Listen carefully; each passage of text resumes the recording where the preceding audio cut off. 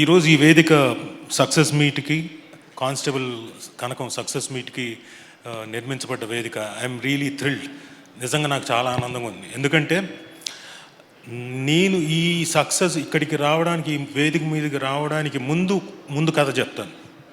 ఓ 25 ఏళ్ల క్రితం ఓ కుర్రాడు స్వప్న బ్యానర్ అనే దాని మీద ఎదురుగా ఉన్న దత్తు గారు అలాగే రాఘవేంద్రరావు గారు వాళ్ళు ఓకే చేస్తేనే నేను ఆ సినిమాలో స్టూడెంట్ నెంబర్ 1 అన్న సినిమాలో సత్య అనే క్యారెక్టర్ చేశాను. అది చేసిన దగ్గర నుంచి నేను వెనక్కి తిరిగి చూసుకోలేదు సినిమాల్లో. I never looked back. నా మొత్తం సినిమా కెరీర్ అంతా అక్కడి నుంచే స్టార్ట్ అయింది. అప్పటిదాకా సీరియల్స్లో బాగా బిజీగా ఉండేవాడిని.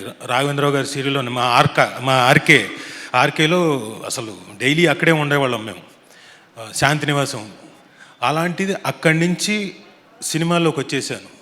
సో అక్కడి నుంచి ఈరోజు 25 ఏళ్ళు దాటేసిన తర్వాత పెద్దలు వాళ్ళిద్దరి ముందు ఒక సక్సెస్, ఇక్కడ ఒక కానిస్టేబుల్ కనకం అనేది సక్సెస్ నేను ఎంజాయ్ చేస్తున్నా అంటే నిజంగా I'm feeling enthralled. Thank you ETV Win and thank you sir. మీ ముందు ఇలా నేను ఐఎమ్ వెరీ వెరీ హ్యాపీ.